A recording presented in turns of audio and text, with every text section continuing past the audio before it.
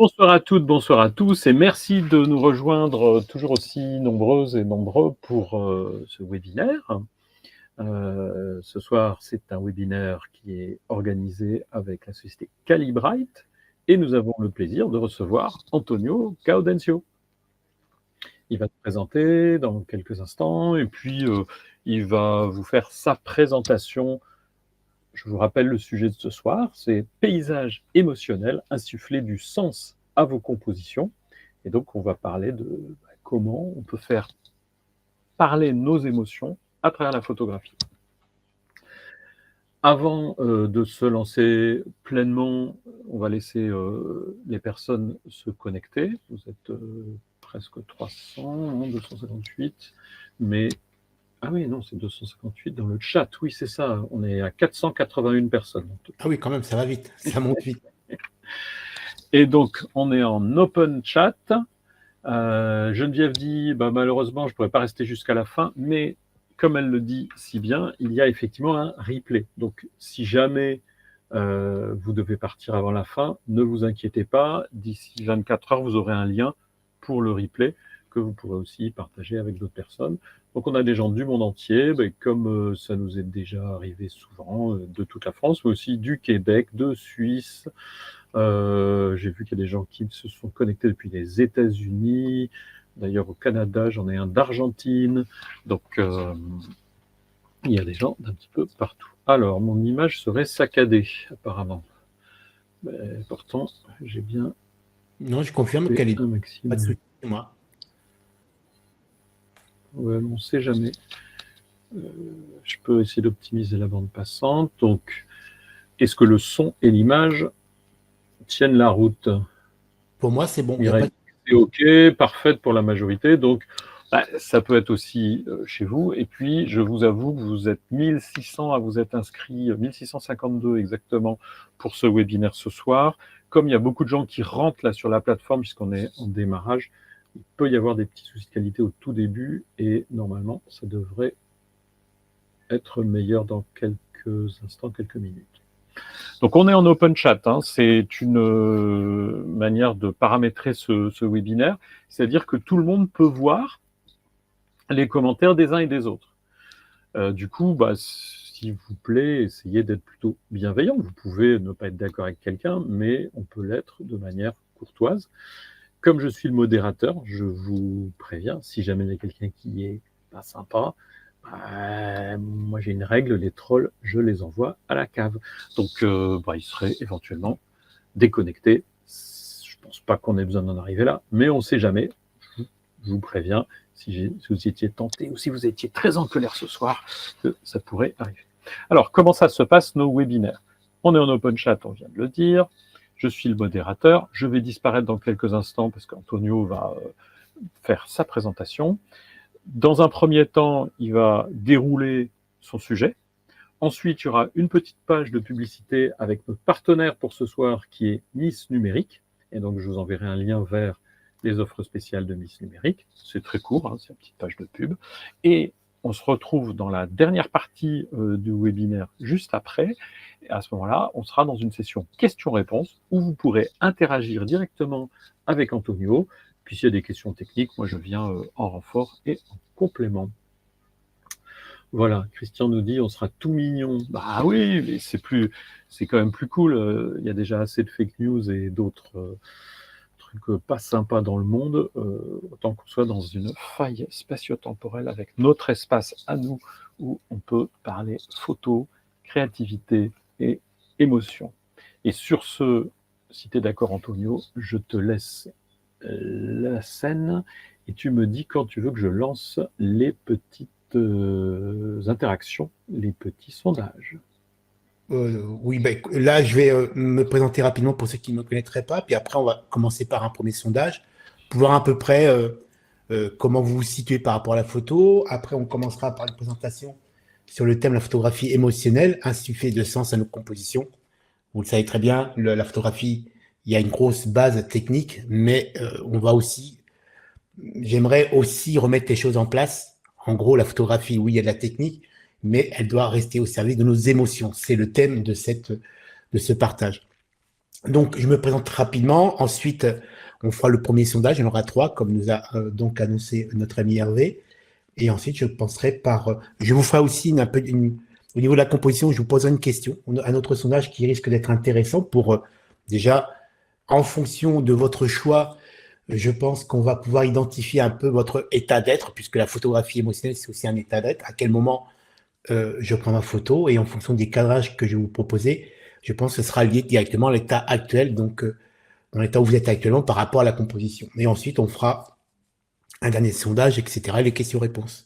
Donc, pour ceux qui ne me connaissent pas, je suis Antonio Guidenso, je suis photographe professionnel. Enfin, j'ai la chance de faire ce très beau métier autour de la photographie. Alors, j'ai bien autour de la photographie de l'image, puisque je me considère plutôt comme un professionnel de l'image, puisque je suis à la fois photographe donc de reportage, je suis auteur-photographe avec l'édition de livres de photographie, exposition d'art, tirage, vente de tirage, mais j'ai aussi une autre activité de formateur, puisque à travers mon site www.j'adorephoto.com, je mets à disposition mon savoir-faire, puisque ça fait maintenant, je crois, ça fait bien longtemps que je compte plus. J'ai arrêté de compter au-delà des 35 ans. Ça fait plus de 35 ans que je suis professionnel de l'image et donc je mets à disposition mon savoir-faire. Et j'aimerais aussi, à travers ce thème qui me touche particulièrement, la photographie émotionnelle, remettre les choses en place. C'est ce qu'on va découvrir tout au long de ma présentation. Donc voilà à peu près Après, si vous voulez en savoir plus, hein, vous tapez mon nom et vous aurez toute ma bio. C'est vrai que j'ai eu un parcours pro très complet, non seulement au niveau des agences de pub, en tant qu'auteur photographe et en tant que formateur. Donc voilà pour ma présentation. Hervé, est-ce que tu veux lancer le premier sondage pour voir un peu comment les gens se situent par rapport à la photographie? Absolument. Alors, peut-être comme important que tu aies ce retour, quand tu parles et que tu bouges beaucoup, la caméra elle a un petit peu du mal à suivre, ça fait des images un tout petit peu saccadées. Mais D'accord. je sais pas, j'ai l'impression que là, ça s'est un peu amélioré. Comme j'expliquais, des fois au démarrage, il y a un petit peu de lag et puis ça se calme après. Alors, je lance notre sondage d'entrée. Et pour mieux comprendre un petit peu votre pratique photo, on vous demande de nous dire, mais vous pouvez cocher plusieurs cases. Quelle pratique préférez-vous en photographie? Paysage naturel, espace urbain, architecture, animalier, macro, nature morte, sport, boudoir, l'astrophotographie, ou alors, comme le je trouve grognon, j'aime pas la photo. On laisse combien de temps pour répondre? Il reste 1 minute encore. Ah d'accord, ok. Comme ça Bah, permet de voir à peu près comment vous vous situez par rapport à la photo, puisque la photo est un domaine très large avec différentes sensibilités, puisqu'en fonction de nos sensibilités, on va soit faire de l'animalier, du macro, du paysage, de l'architecture. Et c'est vrai que ça permet aussi un peu de se situer par rapport à globalement votre activité, donc vos préférences. voilà.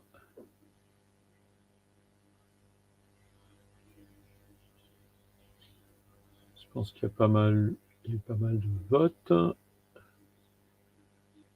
Oui, quand même. Il y a 400 plus qui parlent de paysage, ce qui n'est pas choquant, vu que c'est un peu un sujet de prédilection pour toi, Antoine. Je disais que dans le domaine de la photo, ce qui est bien, c'est il est tellement diversifié qu'on va forcément trouver sa place par rapport à sa sensibilité. C'est ça qui est très intéressant. Donc là, j'affiche les résultats du sondage.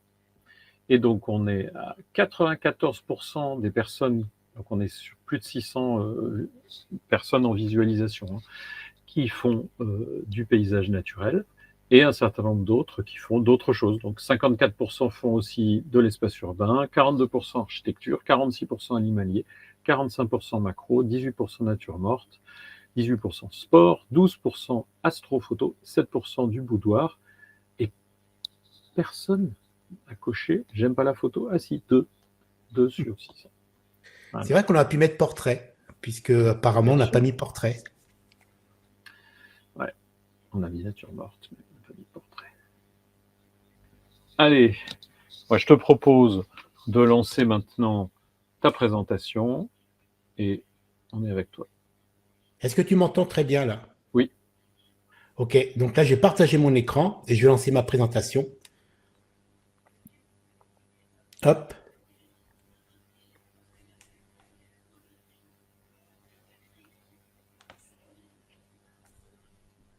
C'est parti. Tu m'entends? Vous m'entendez? C'est nickel. Donc, la photographie émotionnelle a sifflé du sens à nos compositions.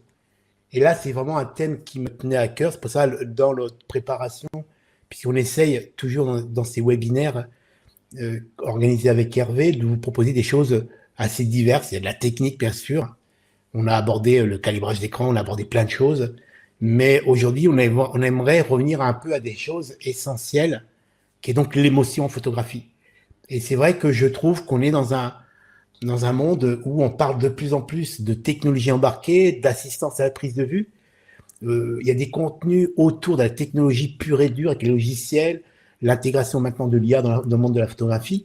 Mais à un moment, il faut aussi prendre du recul avec tout ça. Alors bien sûr, c'est important de bien maîtriser ces techniques. C'est notre base. Il nous faut une belle technique pour donc servir notre créativité. Mais cette technique ne doit pas être un but en soi. Elle doit être, encore une fois, au service de notre créativité. Alors bien sûr, dans la photographie, il y a la photographie de reportage, puisque je fais du reportage. Et en photo de reportage, je ne suis pas là pour donner de l'émotion à mes images. Quand je fais des photos de reportage voyage pour des magazines de voyage, ils veulent de la belle image, et c'est tout, l'image qui donne envie de voyager. Mais en parallèle de ça, j'ai aussi une activité d'auteur-photographe, où cette fois-ci, disons que je suis le seul patron, je suis c'est moi qui est unique, on va dire le capitaine donc de mon travail, et je ne dois répondre à aucun besoin. Donc ça fait que je travaille avant tout pour exprimer ma sensibilité. Et là, dans ce cas précis, je vais aller chercher des ambiances qui correspondent à ma sensibilité, assez dark, assez sombre, puisque ça correspond à mon univers actuel. Alors peut-être que dans 20 ans ou dans 10 ans, j'aurai une autre approche photographique. Quand j'étais beaucoup plus jeune, j'avais une autre approche photographique. En tout cas, actuellement, quand on travaille dans une approche liée à notre émotion, à notre état d'être du moment, puisqu'avec l'âge, moi je vois très bien, j'ai 57 ans, mon travail photographique n'a pas le même qu'il y a maintenant 10, 15 ou 20 ans en arrière. Donc forcément, on gagne en maturité au niveau de la maîtrise de la photographie, mais on gagne aussi une autre façon de voir l'image, et c'est justement, et là je vois particulièrement ces temps-ci, après, on va aborder une partie un peu technique, après on va aborder aussi une partie un peu plus intime, puisque je vais aussi vous proposer un travail très intime autour de l'image émotionnelle, mais c'est vrai qu'à un moment, il faut aussi être capable, c'est ce que souvent, je n'arrive pas forcément à mettre des mots les uns après les autres, mais j'arrive à mettre des images, donc les unes après les autres, pour créer une série, et je vous proposerai quelques exemples par la suite. Vas-y, fais bouger les images. Là, on va donc, dans un premier temps, je vais aborder la partie technique, pure et dure, et ensuite, on va aller sur des choses un peu plus intimes. La technologie, oui, mais n'oublions pas l'essentiel. Donner du sens à nos compositions. Pour révéler la beauté d'une personne, d'un paysage naturel ou urbain, raconter une histoire, informer, dénoncer, bien sûr aussi, photographier pour ne pas oublier. Et ça, c'est vraiment la base de la photographie émotionnelle. On va, avant de découvrir, on va dire, la partie un peu plus liée au travail émotionnel sur le terrain, je vais déjà commencer par aborder une règle qui est très importante, ça s'appelle les règles de composition. C'est-à-dire que quand on travaille sur le terrain, on va tout de suite essayer de composer autour d'un sujet.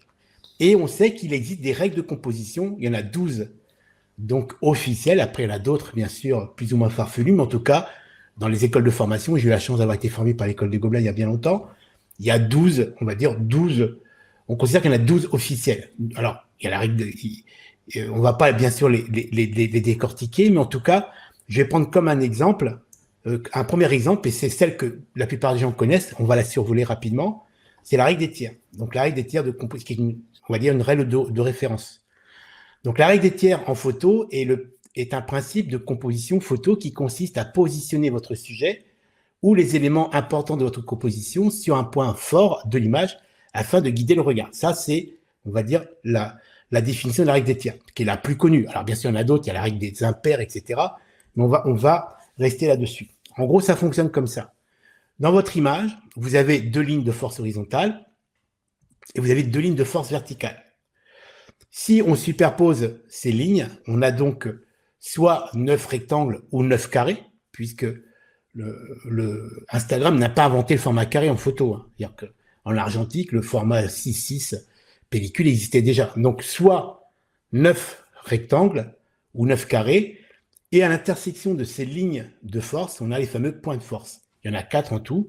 Et donc, l'idée de la mise en place et de travail sur le terrain en se basant sur un travail, donc sur la règle des tiers, consiste à mettre un sujet, donc le sujet de votre image, donc de votre composition, sur un point de force. Là, j'ai cette image qui est donc une image d'un château réalisé à Elion Donald Castle. Donc, c'est juste avant de passer le Sky Bridge, avant d'aller sur l'île de Skye. Et donc, si on regarde maintenant, si j'applique dessus la règle des tiers, oui, là, j'ai appliqué concrètement donc la règle des tiers, puisque mon sujet, c'est le château. Et donc, comme mon sujet, c'est le château, il est sur un point de force. C'est-à-dire que tous les guides visuels de ma composition amènent donc le regard vers le château, qui est renforcé par sa position sur un point fort. Ça marche aussi, bien sûr, en vertical, avec ce sujet. Vous avez sur la gauche un visuel donc sur le pont des Arts, et j'ai mis le lampadaire qui couvre 2 points de force, et vous avez sur la partie droite un autre visuel où la tour Eiffel est sur 2 points de force. Elle est sur une ligne de force verticale, donc ligne de force gauche, et elle couvre 2 points forts. Donc ça, c'est l'application stricte. OK ?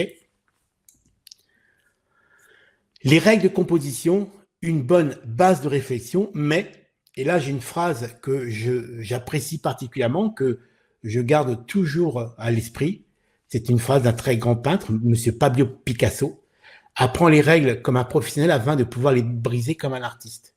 Ça veut dire qu'arrive un moment, oui, les bases donc de composition, en particulier la règle des tiers qui est la plus connue, on peut l'appliquer sur le terrain, on peut réfléchir autour de son application stricte sur le terrain. C'est une bonne base de travail, une bonne base de réflexion.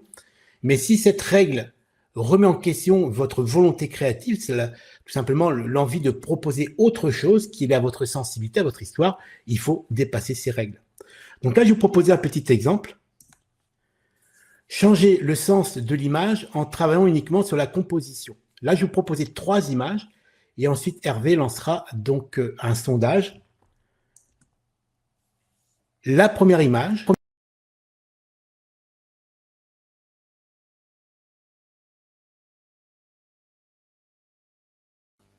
Alors, visiblement, le micro d'Antonio s'est coupé à nouveau. Donc, tu es encore coupé. Je ne sais pas pourquoi. C'est très bizarre. Donc, Antonio nous a montré une première image où on voit le premier plan en tiers et le ciel en 2 tiers. Ah, là, est-ce que tu peux parler à nouveau? 1, 2, 1, 2. Oui, là, on t'entend. Mais c'est bizarre puisque moi, j'ai pas de souci particulier. Non, je ne sais pas pourquoi. Au bout d'un certain temps, ton micro, il doit avoir quelque chose. Je ne sais pas. Vas-y, tu peux reprendre ta présentation si tu veux bien. 1, 2, 1, 2, 1, 2. Ouais, on t'entend. On va faire peut-être un petit test pour être sûr. Et en fin de compte, ça s'est coupé à quel moment pour que je puisse… Ben, quand tu as lancé à la fin de la première image que tu montrais, sur les 3. Sur les 3. Donc, Ouais. il faut me parce que je ne sais pas, c'est bizarre. Peut-être que depuis les montagnes du Portugal, c'est un peu compliqué ces temps-ci. Ben, c'est dommage, mais écoute, vas-y, relance. Alors, attends, je vais… Voilà, normalement, c'est bon. Là, tu m'entends bien? C'est OK? On t'entend très bien. Bon, on va retenter. Hop. Ah, les problèmes techniques, hein, c'est toujours un souci. Hop.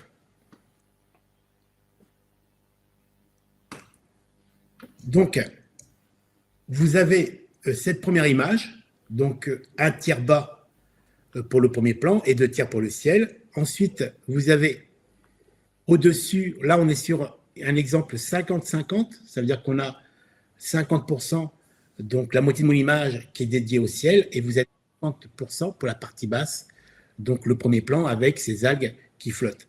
Et ensuite, on a un 3e exemple, celui-ci, on a un tiers supérieur, donc dédié au ciel très limpide, on a 2 tiers bas pour le premier plan. Donc dites-moi maintenant, à travers le sondage proposé par Hervé, quel est votre préféré? Tu peux lancer le sondage, Hervé? C'est fait. Donc, parmi ces 3 compositions, laquelle vous plaît le plus? La 1, où on a un tiers en premier plan, 2 tiers de ciel. La 2, on est en 50-50. Et la 3e, avec 2 tiers de premier plan et 1 tiers de ciel. Vous avez aussi la possibilité de prendre la 4e réponse. Aucune, j'aime pas les châteaux écossais ni les cornemuses. Jamais, hein. Vous avez le droit de... Et après, je révélerai les réponses. Et en plus, ce test, j'avais déjà fait un peu en amont sur des groupes de partage. Et c'est souvent, on retombe à peu près, plus ou moins tout le temps, sur les mêmes pourcentages. Plus que 10 secondes pour répondre. Après, je finis le sondage. Je le ferme. Ah, il y a une personne qui a mis qu'il n'aimait pas les châteaux écossais, ni les cornemuses. Ben, pourquoi pas, hein. Des fois, il y a des fantômes, hein, dans ces châteaux. Est-ce que tu vois l'affichage des résultats? Non, je ne vois pas. Mais alors, je te l'annonce. La 1, 13%, 70 réponses. La 2, 17% en 50-50. Et la 3, 69% des réponses, 378 réponses pour ceux qui ont participé. Eh bien, ce n'est pas étonnant, puisque donc, je vais vous présenter un peu les 3. Déjà, le ressenti que j'ai, moi, au niveau de mes 3 compositions.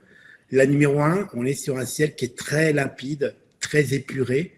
On a un premier plan qui est texturé avec les algues flottantes, mais ça reste une image très, on va dire, très zen. C'est vrai qu'il y a une zénitude dans cette image. Elle nous apaise, tout simplement parce qu'on a ce ciel très, très limpide, très, très doux. C'est vrai, c'est une image qui est très apaisante. La photo numéro 2, on est entre les deux. C'est vrai qu'il m'est arrivé dans certaines situations, surtout quand il y a des reflets, de pouvoir rééquilibrer mon image, puisque je veux donner autant d'importance à mon premier plan qu'à ce ciel limpide. Donc on est entre les deux. Et la 3e, qui est aussi ma préférée, on est sur une image beaucoup plus de caractère. Ça veut dire qu'on a réduit la présence du ciel très limpide pour donner plus d'importance à ce premier plan texturé. On a cette petite lumière rasante qui crée cet effet donc, de petites paillettes dorées. Et c'est vrai qu'on a une image beaucoup plus de caractère. Et là, c'est encore une fois la preuve qu'en fonction de l'état d'être, parce que peut-être que si j'ai besoin, si dans mon état d'être, je suis un peu stressé, je suis un peu sous pression, j'irai peut-être chercher des images un peu apaisantes, comme l'exemple numéro 1. Mais et la fois d'après, peut-être que sur le même sujet, le même château, j'aurais envie d'avoir donc rechercher de la matière au premier plan parce que ça convient à mon état d'être du moment. Et c'est pour ça qu'on est encore une fois dans l'image émotionnelle. En fonction donc de notre état d'être, on va certainement composer différemment. Et là, regardez l'exemple donc d'un test que j'avais fait sur mon collectif, donc de plus de 4800 membres.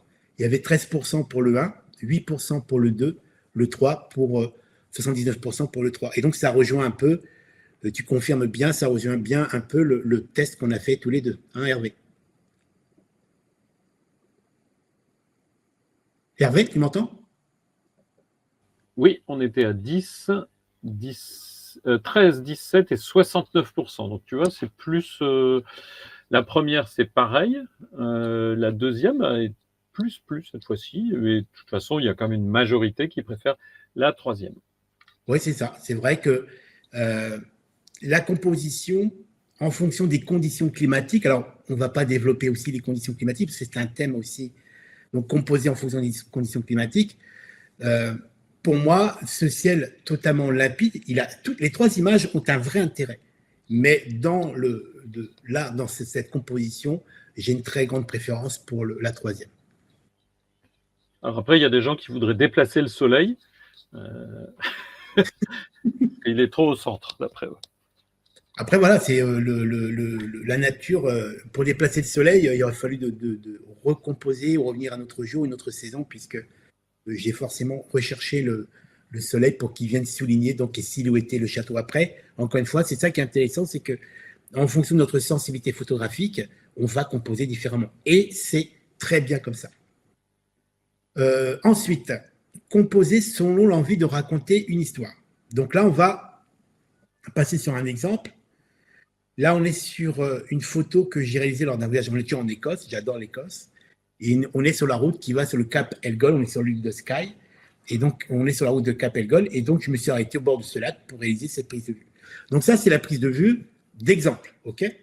Si on applique dessus la règle des tiers, on voit donc que j'ai mis l'horizon sur, l'horizon de la berge de mon lac, la berge de mon lac sur une ligne de force basse.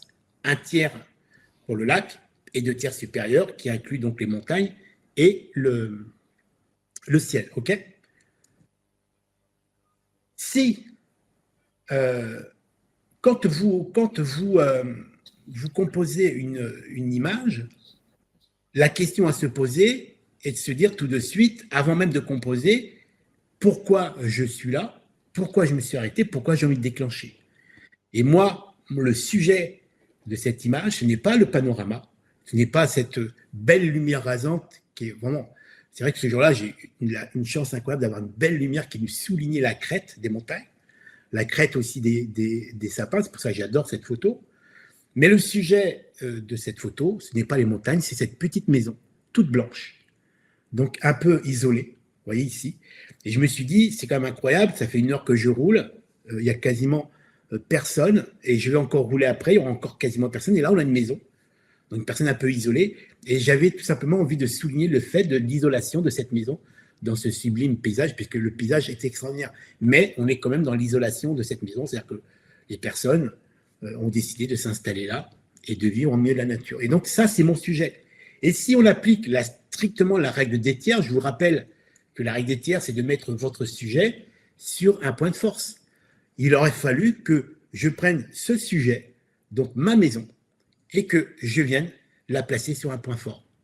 Et donc là, vous êtes bien d'accord que si j'avais fait ça, j'aurais tout simplement déstructuré ma composition, puisque j'aurais été obligé de désaxer sur la gauche, j'aurais pas forcément eu cette belle lumière centrale, et donc ça aurait remis en question, tout simplement, donc ma composition. Et donc là, ça veut dire que, encore une fois, faites attention avec ces règles de composition. Quand celles-ci vont à l'encontre de votre envie de raconter autre chose, il ne faut pas hésiter à les dépasser. Puisque cette photo, ce n'est pas ma photo, ma vraie photo, celle que j'ai faite donc par la suite, puisque là c'est un exemple, c'est celle-ci. Tout simplement. Ça veut dire qu'en fin de compte, pour renforcer encore plus l'isolation, le côté peut-être paysage donc un peu rude, puisque le nord de l'Écosse, c'est quand même des climats un peu difficiles. Donc j'ai renforcé l'isolation, donc l'impression d'isolation de cette maison en rajoutant encore plus de nuages. C'est-à-dire que j'ai cadré plus haut et je n'ai appliqué strictement aucune règle de composition. Et c'est pour ça, faites attention à ça. Quand vous composez, est-ce que vous voulez tout simplement vous limiter aux règles des tiers parce que ça vous rassure? Parce que c'est vrai qu'en les appliquant, on se dit, au moins, je ne fais pas de faute de composition, mais est-ce que, se poser la question, est-ce que l'application de ces règles vont dépasser tout simplement mon envie de raconter différemment? Ouais, c'est très bien. Alors, pas mal de réactions. Isolement plutôt que isolation, mais bon, c'est un petit détail. Mais finalement, le sujet de cette photo, c'est aussi l'imposante nature au regard de ta petite maison, en fait. Oui, ça fonctionne ensemble, ouais. Mais le fait que cette maison soit toute petite, toute fragile dans ce paysage qui est à la fois beau, mais qui peut être aussi rude, puisque l'Écosse, il y a des climats plus difficiles l'hiver, ben, ça a renforcé.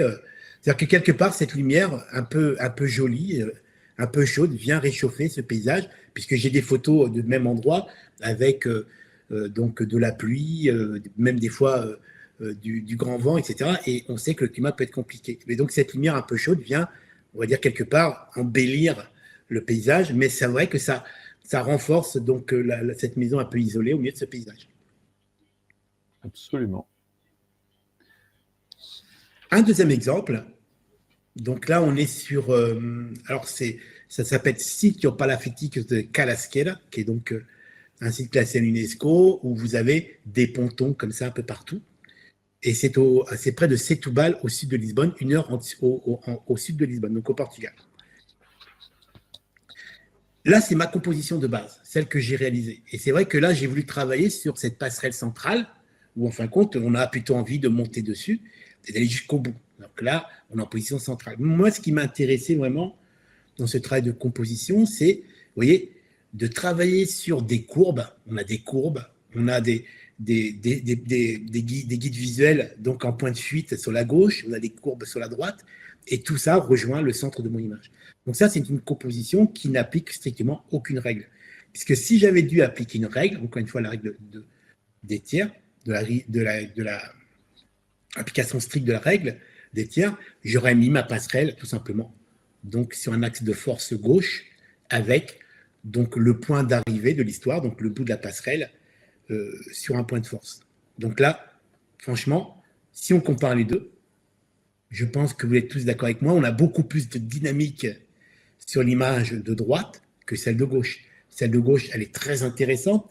Si je vous l'avais proposée seule, vous avez dit, ah, c'est une belle photo, bien composée, avec une belle lumière bien façante, mais en vous mettant en comparaison avec celle de droite, elle est beaucoup plus dynamique, puisque le fait d'avoir centré la passerelle, on a envie de monter dessus, et on a tous ces guides visuels qui renforcent le message, tout simplement envie de prendre la passerelle et au bout de l'histoire.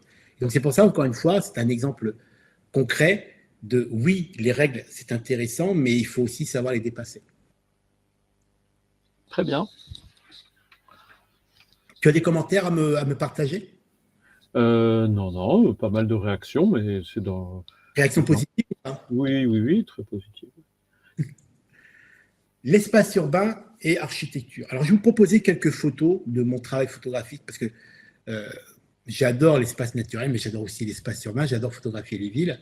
Donc là, une photo de Paris, comme ça, vous avez, pour ceux qui ne me connaissent pas, vous avez mon travail de photographe, donc plutôt avec une ambiance, un univers assez marqué. Donc là, on est sur la Concorde, là, on est sur le Palais Garnier, l'Opéra Garnier, pardon. Une photo donc sur la Seine avec l'île Saint-Louis, je crois, ou l'île Dieu, je ne me rappelle plus. Ça fait 10 ans que j'ai quitté Paris. Là, une photo de New York, donc avec le pont de Brooklyn. Une photo d'architecture avec la station éolienne de Lisbonne, donc construite par Calatrava, c'est le parc des Nations à Lisbonne, qui a été construite lors de l'Expo 98. Et vous avez une dernière photo donc, de Dubaï, lors d'un voyage à Dubaï. Donc, quand on aborde l'espace urbain, on ne l'aborde pas de la même façon. Dans l'espace naturel, on va travailler sur des panoramas avec des plans, des différents plans. Premier plan, ça peut être une racine. Un deuxième plan, ça peut être un lac avec un reflet. Ensuite, voilà, n'importe quoi, un second plan, une chaîne de montagne, etc. Dans l'espace urbain, on va travailler plutôt sur les lignes de fuite, les verticales et les symétries. C'est vrai que l'espace urbain, pour ça, nous permet d'avoir des compositions très graphiques. Cet exemple donc, que j'ai réalisé lors de mon premier voyage, ça c'est la première photo que j'ai fait lors de mon premier voyage à New York. Le pont de Brooklyn, ça faisait partie de ma wishlist. C'est vrai que le pont de Brooklyn, pour moi, est à New York, ce qu'est la Tour Eiffel à Paris. C'est vrai qu'il faut aller sur le pont de Brooklyn. Et c'est très graphique, il est très photogénique. Et là, ma composition, elle est venue tout naturellement. Ça veut dire que vous avez cette fameuse ligne blanche qui sépare la droite, ce sont donc tout ce qui est deux roues, donc trottinette, vélo, etc. Et la gauche, vous avez les piétons. Et là, j'ai travaillé sur la symétrie parfaite. Donc, c'est-à-dire qu'on a des lignes de fuite, des garde-corps, des guides visuels garde-corps droite et gauche, renforcés par la ligne blanche centrale. Et c'est vrai que là, on est sur une composition assez facile. Mais si on compare, par exemple, au niveau de la règle des tiers, il n'y a strictement aucune application de quoi que ce soit. C'est-à-dire que j'ai recherché la symétrie parfaite avec la pile centrale du pont qui est légèrement au-dessus du centre de l'image. Mais ce qui est très intéressant dans cette compo, c'est que j'ai tout simplement photographié, intégré à ma composition ce lampadaire qui renforce donc l'identité de l'image, qui donne du caractère à mon image, puisque j'aurais très bien pu aller donc m'avancer un petit peu plus, aller jusqu'au banc qu'on voit, donc ce banc juste en dessous du lampadaire, ne pas l'intégrer à ma composition. Mais moi, je trouve que le fait de l'intégrer, en plus, je l'ai photographié avant qu'il l'éteigne pour avoir ce point de lumière focus donc, de mon image qui crée un point chaud par rapport à ce ciel un peu bleuté. Et donc, ça fait que ça renforce quelque part la verticalité, c'est-à-dire que ça ça casse un peu cette facilité de la symétrie avec ces guides visuels qui nous guident vers le centre de l'image. Et ça nous rappelle, en fin de compte, ça casse la symétrie. En plus, ça nous rappelle la verticalité des immeubles de Manhattan Sud qu'on voit sur la partie gauche. C'est pour ça, n'hésitez pas aussi, dans le cas on va dire, de composition peut-être entre guillemets un peu facile, puisque là, on est dans une symétrie parfaite, de rajouter un élément qui vient contredire cette symétrie un peu trop parfaite, et ça va donner du caractère à vos compositions. Donc là, cette photo, pour être totalement complet, on est donc dos à Brooklyn, on est face à Manhattan, et celle-ci, c'est le contraire. On est dos à Manhattan et on est face à Brooklyn. OK? Tu as des petites choses à me dire? Non, très bien. Il y a pas mal de questions pour la session questions-réponses, donc je me permets d'indiquer que je les garde pour la session questions-réponses, pour que les gens patientent un petit peu. Donc voilà, je voulais vraiment parler de ces règles de composition. Encore une fois, il ne faut pas les refuser, il faut les apprendre, mais il faut les intégrer à sa réflexion, mais il ne faut pas que ça devienne tout simplement une sorte d'application sans trop réfléchir. Voilà, j'ai la règle des tiers, enfin la règle des impairs, la règle des tiers, il y en a beaucoup. Vous pouvez très facilement les retrouver sur Internet. Mais vous pouvez utiliser une règle de composition pour vous aider à composer, mais à partir de là, n'hésitez pas à les casser parce que ça ne correspond pas forcément, encore une fois, à votre sensibilité photographique. Puisque le principal, dans tout ce qui est ce travail photographique lié à l'émotionnel, c'est laisser notre sensibilité prendre le dessus sur la technique. Et ça, c'est très important. Apprenez-la. Mais encore une fois, c'est la fameuse phrase de monsieur Picasso, apprenez les règles comme un professionnel pour les briser comme un artiste. Il faut garder ça à l'esprit. Ça peut être encore une fois une belle base de travail, mais n'hésitez pas à les casser quand c'est nécessaire. Au-delà de ce partage sur la technique pure, donc vous voyez, je suis pas venu casser les règles, je suis venu tout simplement compléter le discours des règles, donc en rajoutant un côté plus émotionnel lié à votre sensibilité. Donc là, je vais vous proposer de découvrir un travail justement où ce sont soit des séries qui ont été proposées en galerie d'art, donc à Arles, lors d'expositions à Arles, lors des confrontations photos de Gex, chez François Rastol à Paris. Donc ce sont des séries que j'ai exposées, que j'expose encore. Mais ce sont des séries qui sont liées à l'émotionnel, qui sont liées donc à ma propre émotion, à l'envie de raconter autre chose, ou tout simplement raconter une histoire quand on n'arrive pas forcément à mettre des mots.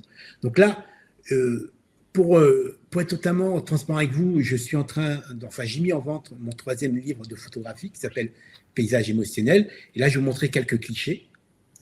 Vous voyez, ça, ce sont des prises de vue qui, techniquement, ne sont pas parfaites. Il y a du grain. C'est-à-dire qu'on pourrait techniquement les critiquer, ces photos-là. Mais on va les critiquer techniquement, sur l'aspect purement technique, la qualité du piqué, du bruit. Mais à la rigueur, dans ce genre de travail, je m'en moque totalement, puisqu'il ce qui compte, c'est l'émotion. Ce qui compte, c'est l'ambiance que va générer et le message que la personne va ressentir, donc soit en feuilletant mon livre ou en regardant les tirages. Donc là, vous avez un premier visuel, un deuxième. Vous voyez, on est sur des images un peu sombres. On travaille sur l'ambiance un peu onirique, un peu rêverie, imaginaire. Donc là, il y a toute une série. Alors, je ne vais pas vous montrer les 40 visuels donc, qui sont intégrés à mon livre, mais en tout cas, voilà l'ambiance qui est proposée dans mon livre où on est vraiment dans le paysage émotionnel et pas forcément. C'est-à-dire qu'il faut aussi intégrer cette notion-là. Si demain vous exposez ce genre d'image liée à votre propre émotion en galerie d'art, la personne qui viendra peut-être pour vous acheter un tirage ou tout simplement pour partager avec vous l'histoire de vos tirages, de vos images, ne va pas se préoccuper du matériel utilisé ni des exifs et comment vous l'avez fait. Ce qui compte, c'est soit elle perçoit le message, soit l'image génère quelque chose en elle, au niveau de l'émotion, soit ça ne la touche pas. On est vraiment dans le partage émotionnel. Donc voici une autre, toujours avec cet effet un peu de brume, de jeu de lumière, donc encore une fois dans le paysage émotionnel. Alors je me permets d'intervenir. Donc ça, c'est 4 photos que tu as extraites du livre qui est à paraître bientôt. Il est déjà sorti. Tu es allé d'ailleurs au calage avec l'imprimeur, hein, si je ne dis pas de bêtises, il y a quelques jours. Lundi dernier. Et donc, il sort quand ? Il est en vente. Il est donc il a été donc là le préfinancement donc en collaboratif Mhm. terminé. Donc beaucoup de gens l'ont. J'ai eu la chance que beaucoup de personnes soient intéressées par mon travail. Ils ont financé l'impression et Mhm. donc il est disponible actuellement sur mon site, hein, donc quand une sur photo. Et donc, il y a possibilité de réserver un volume qui sera expédié la deuxième semaine de décembre pour réception avant Noël. C'est ça. Donc, Donc il est tout chaud, quoi. Là. ben là, Et je veux dire, ils sont au brochage. Ça veut dire que l'impression est terminée. Là, ils attaquent le brochage. Et donc, je vais, dans 15 jours, donc début décembre, je vais chez l'imprimeur récupérer les 500 volumes, puisque c'est une série limitée à 500 volumes. Comme les deux précédents, parce qu'il y a eu Inspiration Nature, il n'y en a plus. Inspiration Urbaine, le volet numéro 2, puisque c'est une trilogie. Il y en a Mhm. quasi.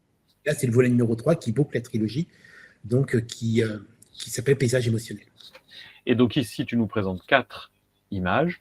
Et dans le livre, tu as combien de vues qui sont présentées? 40 sur le même thème. 40 vues, hein, oui, c'est ça. C'est ça. Avec, voilà, je peux le dire parce que j'ai une certaine fierté à le dire, Monsieur Olivier Folmy qui a préfacé le livre. Très bien. Une préface d'Olivier Folmy. Ouais. Super. Bah, vas-y, je te laisse reprendre, excuse-moi. C'est vrai que c'était une très très belle rencontre avec ce grand monsieur de la photographie. Et ça m'a vraiment fait plaisir quand il a accepté de préfacer le livre. On passe à une autre série, Fragilité éternelle, pareil. Au-delà de la composition, puisqu'on parle d'images émotionnelles, ce qui est très intéressant, c'est là, je vais proposer une série on est dans les grilles un peu bleutées, un peu froid. Ça correspond à mon univers. Ceux qui me connaissent, qui me suivent, savent que c'est ce qui me touche particulièrement maintenant.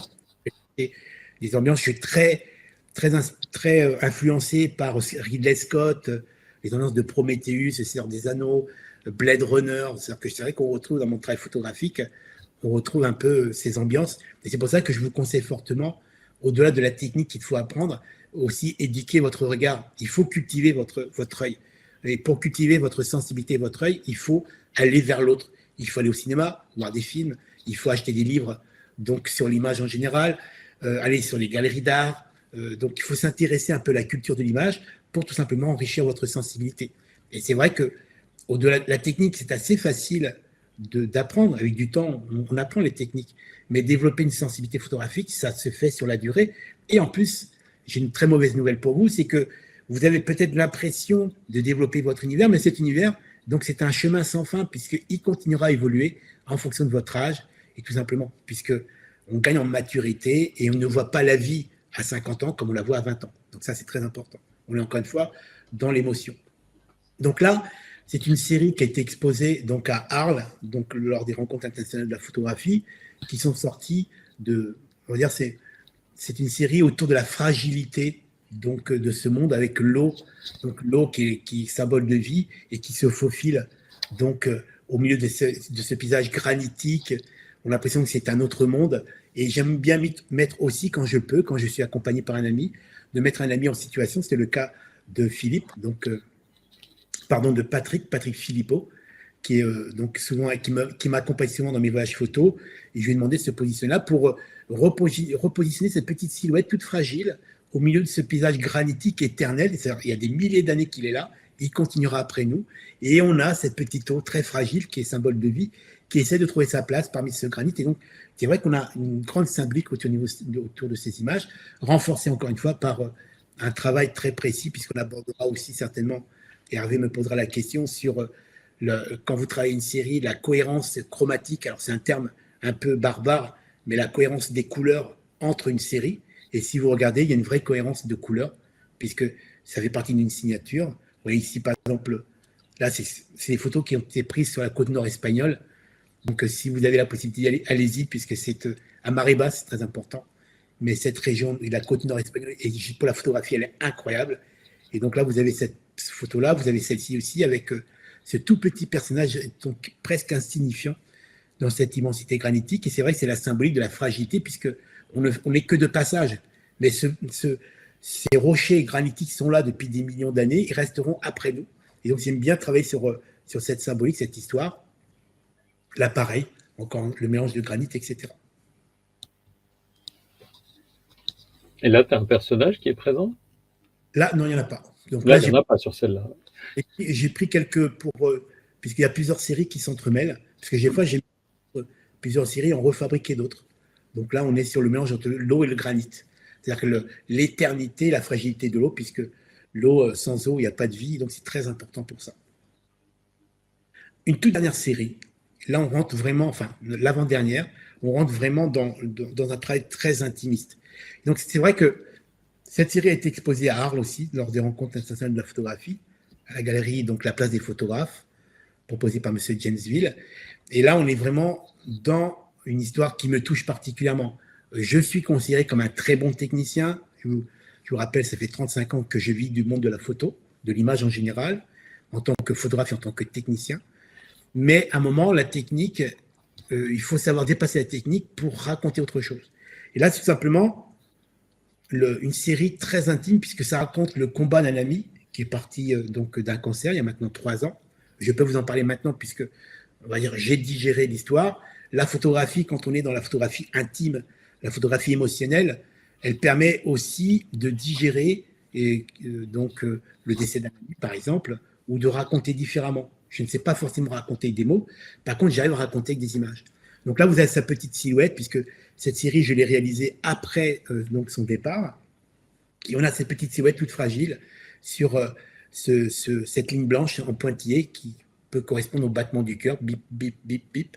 Et donc, il est là, tout fragile, il rentre dans cette forêt qui est à la fois sublime. C'est vrai je pense qu'on a une belle image avec ces arbres, ces silhouettes, mais c'est à la fois, c'est un peu flippant comme ambiance. On ne sait pas trop ce qu'il y a dans cette forêt, donc il rentre dans la forêt. Et ensuite, il déambule dans la forêt avec cet arbre un peu en tentacule. On a l'impression que c'est une pieuvre qui est prête à le prendre. Et donc, c'est une série de 8 clichés qui racontent un peu son combat. Donc là, il est dans la brume. Là, il a presque disparu. On le sent un peu, c'est-à-dire que ça représente le combat. Des fois, ça allait mieux, des fois, ça allait moins bien. Là, on est sur cette petite silhouette, puisqu'en fin de compte, ce n'est pas lui, vous l'avez compris, c'était souvent un ami qui était avec moi. Je le mettais en situation pour raconter donc l'histoire. On a cet arbre donc, qui est sur l'île de Madère, donc, qui est classé à l'UNESCO. Donc, une zone classée à l'UNESCO, l'île de Madère, ce sont des lauriers. Et cet arbre qui est millénaire, on a l'impression qu'il s'est tordu, il s'est plié pour venir le protéger. Vous voyez, comme si le protéger de la maladie, du cancer, puisqu'il est décédé d'un cancer. Et on a cette lumière un peu biblique, un peu ça. Après, ça dépend encore une fois de nos croyances, etc. Cette lumière un peu qui fait du bien, qui se faufile entre les feuilles. Et c'est vrai qu'il y a une sorte peut-être de message d'espoir dans cette photo.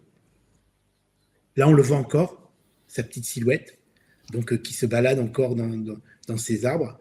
Et là, c'est comme s'il arrive au bout du chemin. C'est-à-dire qu'après, il n'y a plus rien. Après, c'est la chute.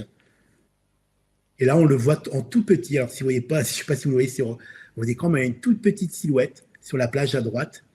Et donc, c'est-à-dire qu'il a avec son petit sac à dos, il se dirige vers l'inconnu, vers le bout de la plage. Et si vous avez un peu d'imaginaire, si vous regardez, vous avez donc le reflet des nuages qui fait donc les nuages qui se reflètent, il y a le reflet sur le miroir d'eau.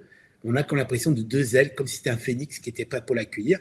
Et ensuite, la toute dernière, enfin l'avant-dernière, donc puisque là il est parti, il y a ce petit arbre fragile, donc puisque c'est la fragilité de la vie face à des éléments qui sont un peu compliqués. Et là vous avez la dernière photo de la série, et une photo que j'ai réalisée lors d'un voyage sur la North Coast 500 dans le nord de l'Écosse. Et c'est celle qui a bouclé la série, puisque on a cet arbre-là, donc qui est mort. On sent bien qu'il est mort. On est dans un paysage très compliqué, très rude, très menaçant, et pourtant vous avez sur la droite une petite branche. Cette petite branche qui tous les ans fait ses quelques feuilles. Ça veut dire que c'est un peu pour représenter un peu l'espoir. Ça veut dire que le souvenir. Ça veut dire que tant que j'aime bien beaucoup la fête des morts à Mexico. Donc, vous pouvez faire des recherches là-dessus. La fête des morts à Mexico, ils fêtent une fois par an les morts, puisqu'ils considèrent que tant qu'on a les gens, tant qu'on pense aux personnes, ils sont vivants quelque part. Et d'ailleurs, Disney a fait un très beau film là-dessus, donc que je vous conseille de voir. Et c'est-à-dire que tant que cette petite branche et ces petites fêtes, c'est comme si tous les ans, le souvenir était là et la personne était vivante quelque part. Donc ça, c'est la partie numéro 1. Et ensuite, j'ai voulu rebondir sur cette histoire. Et là, je vais tout simplement vous montrer 4 photos, 4 clichés des 14 en tout. Par contre, je ne vais pas les commenter. Je vais tout simplement vous laisser. N'hésitez pas à mettre en commentaire ce que vous ressentez, parce que c'est une série qui a été exposée lors des confrontations de Gex, donc près de Genève. Et le directeur du festival m'avait créé une petite alcôve blanche. On avait accroché les 14 tirages, donc qui avaient été réalisés par James. Et il m'avait dit, voilà, tu laisses les gens ressentir les choses comme ils ont envie, puisque c'est un sujet qui peut être un peu compliqué en fonction de notre parcours de vie, notre culture, nos croyances. Et donc, on va dire que ça peut être considéré comme le deuxième volet. Il s'appelle Le Passage. Donc là, je ne vais pas le commenter. Vous me mettrez en commentaire si vous avez envie d'écrire quelque chose. Mais là, c'est le genre de série qu'il faut laisser tout simplement libre cours aux gens de ressentir ce qu'ils veulent. Donc là, le premier.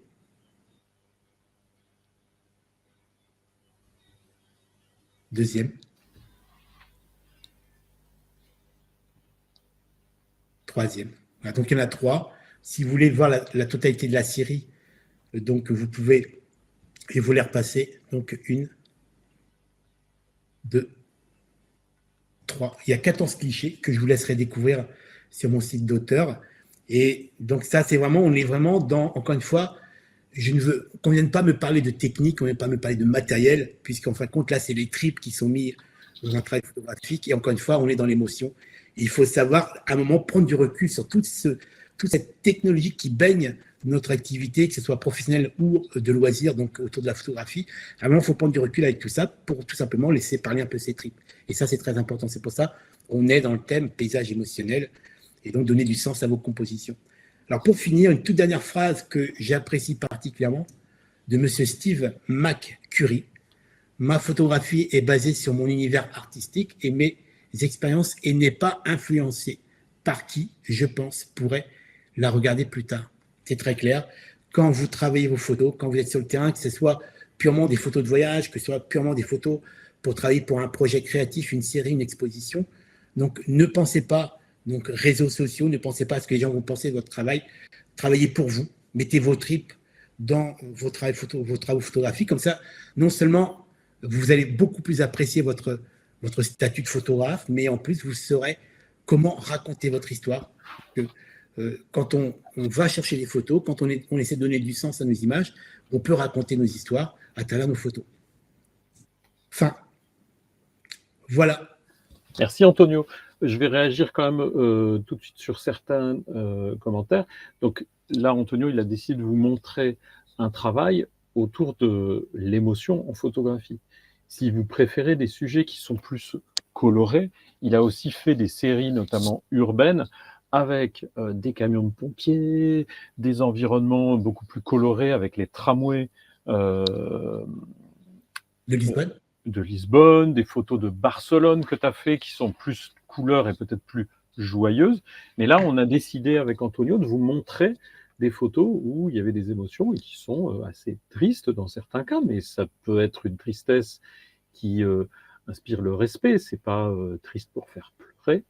Je pense que c'est intéressant de voir que beaucoup de photographes ont plusieurs facettes. Donc ne croyez pas que le travail d'Antonio se résume exclusivement à ce qu'il vous a montré ce soir. Allez sur son site. Et d'ailleurs, je vais tout de suite... C'est-à-dire que là, on sait très bien quand on aborde la photographie émotionnelle, c'est quelque part, c'est vrai qu'on est sur des trucs très intimes, mais je voulais mettre en opposition le monde de plus en plus technologique qui baigne la photographie avec donc nos émotions. Il faut laisser place à nos émotions et ça, c'est le plus important. Donc là, ce sont des séries qui sont liées à ma sensibilité. Après, bien sûr, j'ai aussi tout un travail de reportage où je suis beaucoup plus joyeux que ça. D'ailleurs, quand un client me demande d'aller photographier une ville, il va me dire « On adore ton travail d'auteur photographe, par contre, les photos que tu vas faire pour notre reportage photo, pour notre presse mag, il faut que ça donne envie aux gens d'aller visiter la ville ou le pays. » Donc, et après, il faut se positionner par rapport à son travail. Donc pour ça, on a voulu avec Hervé vous proposer quelque chose d'un peu différent, puisqu'on va rentrer dans la photographie intime, au-delà, encore une fois, de la technique, même si elle est importante. Absolument. Alors, donc là, j'ai partagé avec vous un lien qui vous permettait d'aller sur le site d'Antonio, qui s'appelle j'adorelaphoto.com et pour laquelle Antonio a décidé de vous offrir une remise pour ceux qui sont intéressés par les formations, puisque sur j'adorelaphoto.com, il y a beaucoup de possibilités de progresser en photographie sur les sujets qui peuvent vous intéresser, dont certains qu'on va aborder là dans la session questions-réponses. Mais vous vous baladez sur le site et puis vous regarderez. Antonio a décidé de faire une offre un petit peu spéciale, voilà, pour les gens qui participent à ce webinaire. Il n'y a aucune obligation, hein, bien entendu, on ne cherche pas à vous vendre un truc, c'est juste si ce genre de travail vous plaît et que vous voulez tester un des tutos ou d'une des formations d'Antonio, et ben comme ça vous pouvez en profiter. Comme prévu, on a aussi une offre spéciale avec le revendeur. Donc, le revendeur, il s'appelle Miss Numérique. Et je vais vous mettre un petit lien, mais ça ne nous empêchera pas de parler et de voir des belles images. Donc, vous avez un lien vers le site de Miss Numérique. Il y a des offres spéciales. Alors, je ne connais pas toutes les offres qui sont en cours, mais en fait, comme il y a une offre Black Friday, eh bien, vous avez des prix qui sont plutôt bien placés en ce moment. Pareil, s'il y a des sujets autour de l'offre Calibrite qui vous intéresse, vous pouvez y donner suite si ça vous souhaite, si ça vous plaît, bien entendu, si vous le souhaitez. Et encore une fois, aucune obligation, mais c'est toujours intéressant. Et en fait, si on ne montre pas ces liens-là, on a des gens qui disent hey, « t'as pas parlé des offres ?» Donc maintenant, on en parle aussi. Voilà, ça c'était la partie un petit peu page de publicité. Je sais bien qu'on parle aussi d'émotion. Si tu es d'accord, Antonio, sur les questions-réponses, je vais commencer par te faire toute une batterie de questions pour lesquelles on peut répondre très rapidement, genre par oui ou par non, ou avec des choses rapides. Et puis après, on ira sur d'autres choses un peu plus ouvertes. Est-ce que ça te convient? Bien sûr, bien sûr. Donc, tu travailles tes retouches sous Photoshop ou sous Lightroom? Les 3 livres que je propose, enfin les 3 livres de ma trilogie paysage, donc paysage, nature, urbain, émotionnel, aucune photo n'a vu Photoshop. Donc c'est essentiellement Lightroom. Tu utilises beaucoup le pied? Oui. Alors, j'utilise pas forcément pour. Il y a des situations de prise de vue où on n'a pas besoin de pied, mais c'est pour le confort, puisque quand je recherche très précisément des cadrages vraiment au millimètre près, et que ensuite je me mette en situation d'attendre la belle lumière, je préfère laisser mon boîtier sur mon trépied et de pouvoir déclencher à tout moment avec ma télécommande plutôt que de réajuster mon cadrage. Donc oui, j'utilise beaucoup le trépied. Très bien. Pause longue? Oui. Enfin, aussi 10%. D'accord, c'est bien. Est-ce que les règles de composition sont différentes pour un format carré? Puisque là, tu es plus en format paysage. Les mêmes. C'est ça. On adapte tout simplement. Au lieu d'avoir des rectangles, on a des carrés. On a 9 carrés au lieu d'avoir 9 rectangles, mais c'est pareil, c'est le même système. Très bien. La série Fragilité éternelle, est-ce qu'elle existe en livre ou pas? Il y a certains clichés qui sont dans paysage émotionnel et d'autres qui sont dans paysage nature.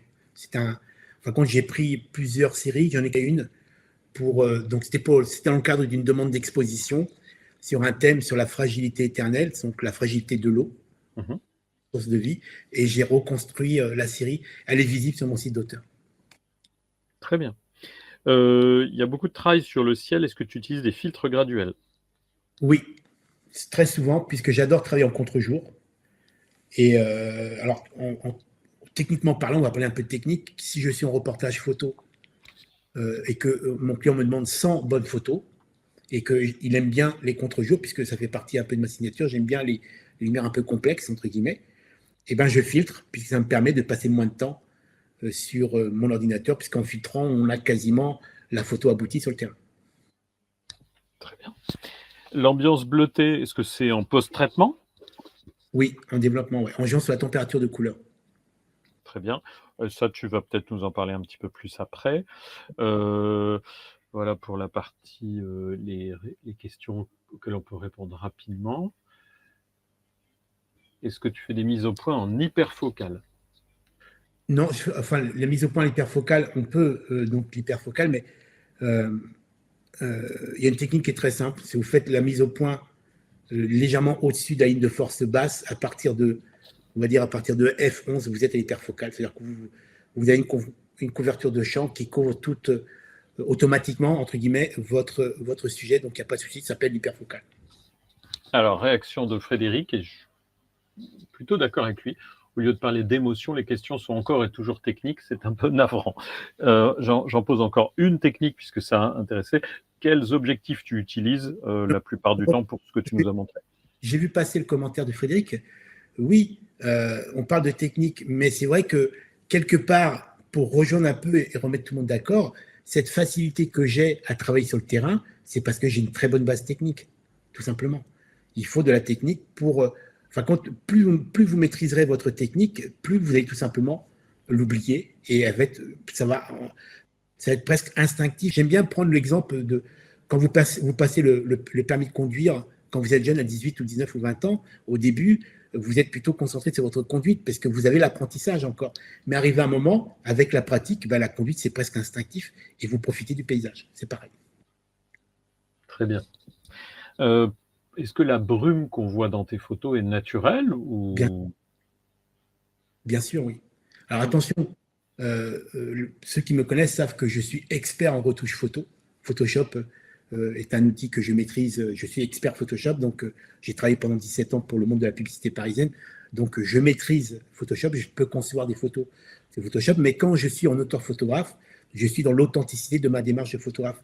Donc si je n'ai pas les bonnes ambiances, je vais revenir autant de fois que nécessaire. C'est pour ça que j'ai dû aller peut-être 8 ou 9 fois en Écosse pour obtenir les photos que je vous ai montrées. Super. Et question plus ouverte, est-ce que tu peux nous en révéler un petit peu plus sur ton approche du post-traitement? Est-ce que tu utilises des règles de mise au point particulières? Je pense que là, on est plus, tu vois, sur le processus. Mise au point, traitement. Est-ce que tu as des conseils, des trucs et astuces? Et là, je te laisse... Premièrement, il y a une vraie réflexion au niveau de la photo. C'est que déjà, votre choix de sujet. Moi, par exemple, actuellement, je suis dans une recherche d'ambiance très particulière. Donc, je vais aller vers des destinations et des périodes précises où je vais avoir les climats qui correspondent à mon univers. C'est très important. Vous ne me verrez jamais à Nice, même si Nice est une très belle ville. Vous ne me verrez jamais à Nice au mois de juillet en train de photographier. Ça ne correspond pas à mon univers. Moi, je photographie, par exemple, là, on va dire que ma période photographique commence maintenant, puisque j'étais en Islande, après j'étais en Écosse, là je vais aller à Riga, et je vais chercher des ambiances un peu chargées, puisque ça correspond à ma sensibilité actuelle. Donc choisir votre destination, votre sujet, et les conditions climatiques qui correspondent à votre travail photographique. Alors attention, vous n'avez pas besoin d'aller à l'autre bout du monde pour photographier. Des fois, à 2 ou 3 kilomètres de chez vous, vous avez de très beaux paysages, il faut juste ouvrir les yeux et prendre le temps d'observer. Donc, choisir votre composition, choisir votre lumière. En fonction de votre choix de lumière, le message va changer. Est-ce que c'est une lumière douce, une lumière rasante, contre-jour ou pas? Et à partir de là, votre composition doit être toujours autour du sujet. Et si vous avez une très belle composition, puisqu'il n'y aura jamais de beau développement Lightroom si vous n'avez pas une belle composition. C'est-à-dire que la différence entre Lightroom est fait pour les photographes et Photoshop est fait pour les créatifs. Si vous avez une belle photo bien gérée sur le terrain, vous n'avez pas besoin de Photoshop. Lightroom fait de très très belles choses. Ensuite, il faut travailler les lumières, travailler. Il n'y a pas de standard, ça dépend de votre sensibilité. Moi, j'aime bien les tons bleutés un peu métallisés, c'est ma sensibilité, mais vous pouvez très bien aimer les tons chauds. Ça dépend encore une fois. Mais si vous avez la seule, c'est-à-dire si je dois vous donner un seul conseil, faites votre travail de photographe sur le terrain. Prenez le temps de réfléchir à votre composition, de bien gérer la lumière, d'appliquer la technique pour bien gérer votre qualité de lumière. Et ensuite, c'est que du bonheur. Je crois que je vais préciser un truc, c'est que souvent, moi je connais un peu ton travail, avant de faire les photos, souvent tu as fait du repérage, tu utilises des logiciels pour savoir exactement les heures de lever, de coucher du soleil. Alors, on ne va pas révéler tout ça, mais il y a des trucs que vous connaissez, on le sait. Mais quand on parle de composition, ça ne se fait pas à n'importe quel moment de l'année. Ça se fait pas à n'importe quel moment. Tu parlais des marées. Si tu veux, effectivement, les cailloux qui émergent comme ça de l'eau, c'est à marée basse. À pleine mer, à marée haute, tu auras une surface qui est beaucoup plus lisse et monotone. Donc tout ça, c'est à vous de vous entraîner. Et Antonio, il utilise ces aspects-là. D'ailleurs, dans certains cas, tu prends des gens pour faire des stages, si je dis pas de bêtises. et tu Ouais. leur montres après plein de petits outils, de trucs et d'astuces autour Ben, de… j'ai de l'accompagnement photo. Sur le terrain, j'allais à Madère, j'allais à Venise, Lisbonne, Valence, mais j'ai arrêté cette activité puisque je me suis resserré sur des choses un peu plus personnelles, euh, mettre en avant un peu plus mon activité d'auteur photographe et aussi de formateur en ligne. Mais j'ai aussi mes formations, bien sûr, éligibles au CPF où je coach les gens donc, en présentiel. Un point où il n'y avait pas de jugement.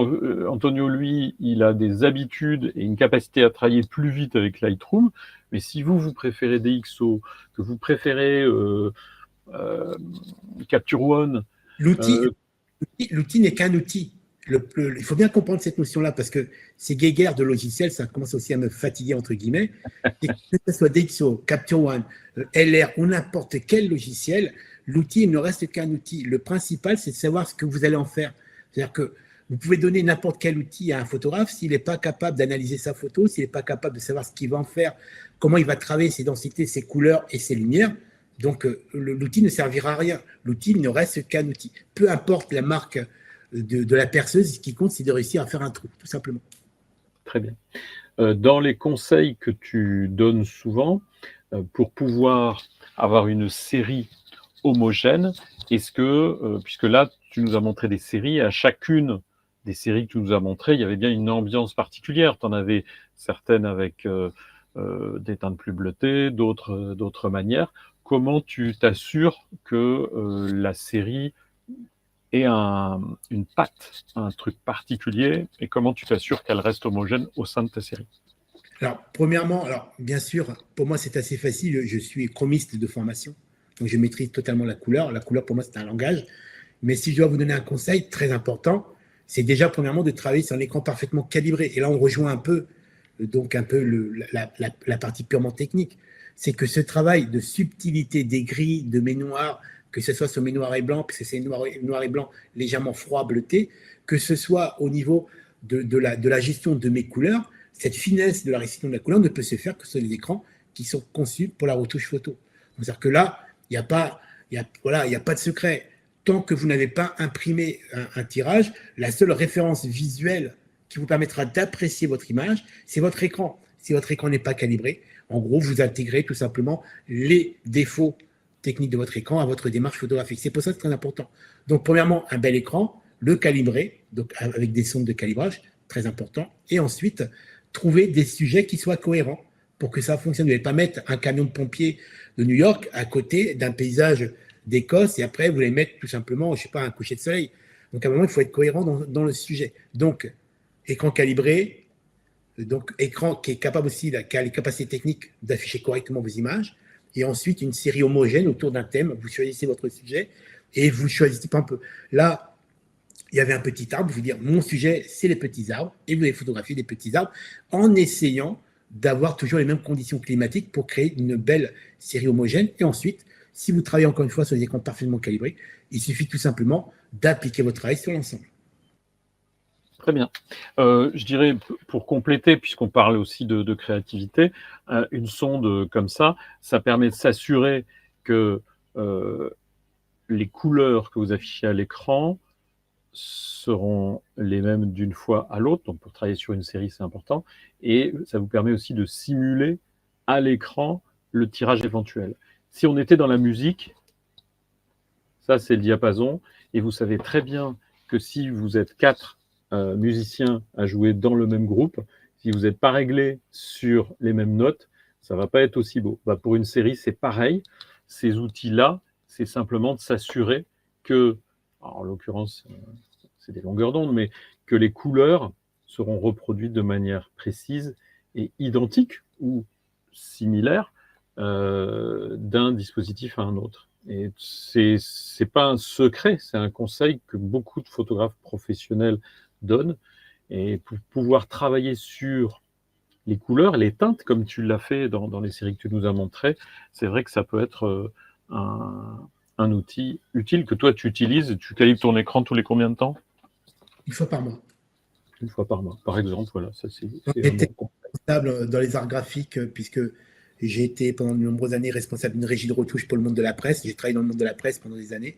Mhm. De calibrer tous les écrans. J'en avais 17 en tout dans ma régie de retouche. et tous les écrans étaient calibrés le lundi matin, une fois par semaine. En tant que, on va dire, quand on n'a pas besoin de cette exigence de la presse et de la publicité, une fois par mois, c'est très bien. Très bien. Il y a des questions, donc les couleurs sont calibrées, la luminosité aussi. Alors quand on parle de calibrage écran, on règle la luminance, c'est la quantité de lumière émise par votre écran, et la température de couleur, bien sûr. Les deux vont de pair. En fait, la lumière et la couleur sont liées. Ça, c'est un classique. Ah oui, il y a une bonne formation qu'on avait fait ensemble sur le site Ampara, effectivement. Ça fait déjà quelques années qu'elle est en ligne, cher ami. Ouais, je crois qu'elle n'est pas complètement... Non, mais on m'en parle très, très souvent. Quand j'étais au salon de la photo, on me parle très souvent de cette formation sur la couleur et la calibration qui a aidé beaucoup, beaucoup de photographes. Alors, je me permets, il y a une question. Si vous avez un ordinateur portable, il y a des sondes comme celle-ci qui donnent de très bons résultats. Si vous ne cherchez pas à avoir plein de réglages différents qui sont en dessous de 100 €, celle-là, elle s'appelle la Calibrite Display 1, 2, 3. Donc, pour un ordinateur portable, ce n'est pas la peine d'investir dans un truc comme celle-ci. Celle-là, c'est la Display Plus HL qui va me permettre de calibrer, par exemple, un 32 pouces et pour la photo et pour la vidéo avec plusieurs paramétrages, le calibrage hardware, etc. Donc ça peut être une solution. Et si vous êtes plus avancé ou vous voulez plus de choix, il y a toute une gamme. Il y a plusieurs marques. Là, ça c'est Calibrite, il y a aussi il y a d'autres marques. Et puis la qualité des écrans. En quoi tu pourrais décrire qu'est-ce que c'est qu'un bon écran pour la retouche photo?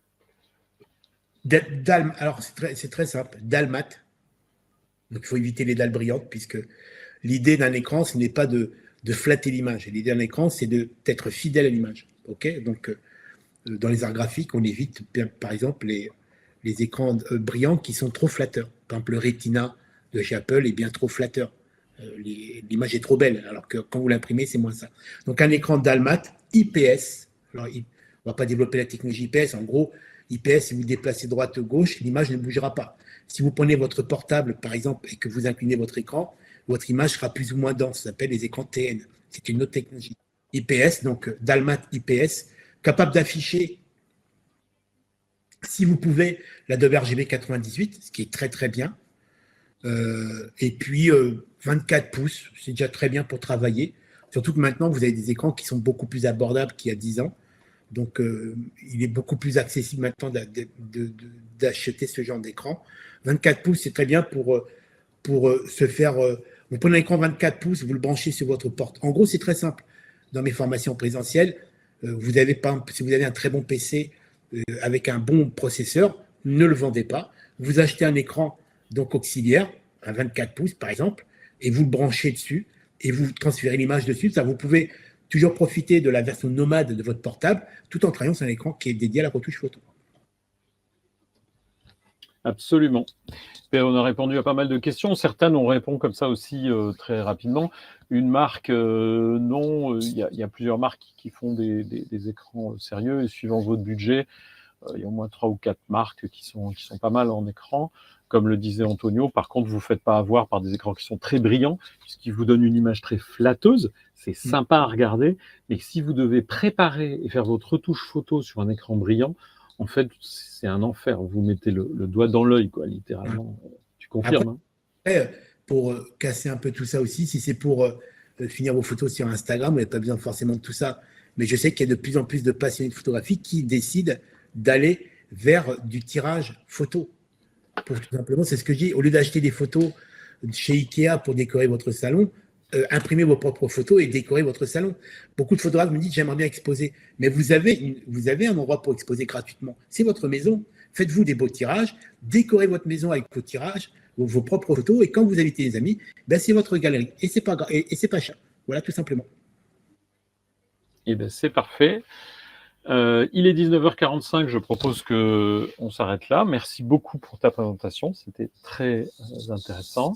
Merci pour vos participations nombreuses et vos réactions. On n'a pas pu traiter toutes les questions, hein. Désolé, vous êtes plus de 740 à avoir participé à ce webinaire.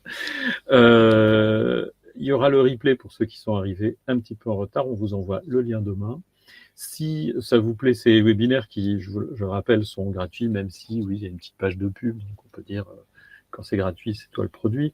On essaie quand même d'inviter des gens qui ont des sujets intéressants à vous présenter. Et je pense que ça a été régulièrement le cas.